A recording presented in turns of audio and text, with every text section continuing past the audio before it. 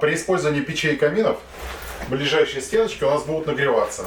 Где-то сильнее, где-то слабее, но это, соответственно, небезопасно. Поэтому по снипам мы знаем, что расстояние от стены до камина должно быть 500 мм.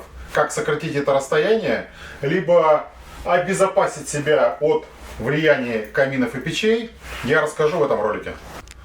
Фаспан, Минерит, Фламма, Эсмаэль панели.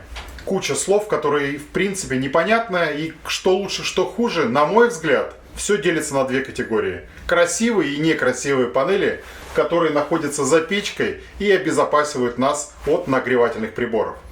Не будем уделять время некрасивым панелям.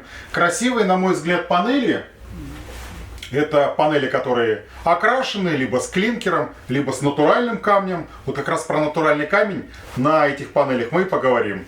Ими занимается наша компания. Наша компания выпускает панели 1200 на 600, которые используются как на полу, так и на стене.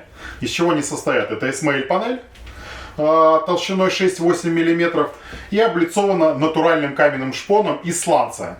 4 цвета, которые в принципе закрывают все потребности наших потребителей для оформления интерьера.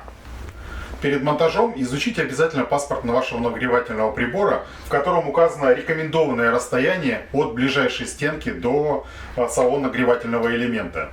Наши панели монтируются как на скрытый крепеж, так и на втулке, которая позволяет циркулировать воздуху за стенкой термопанели, так и на клей.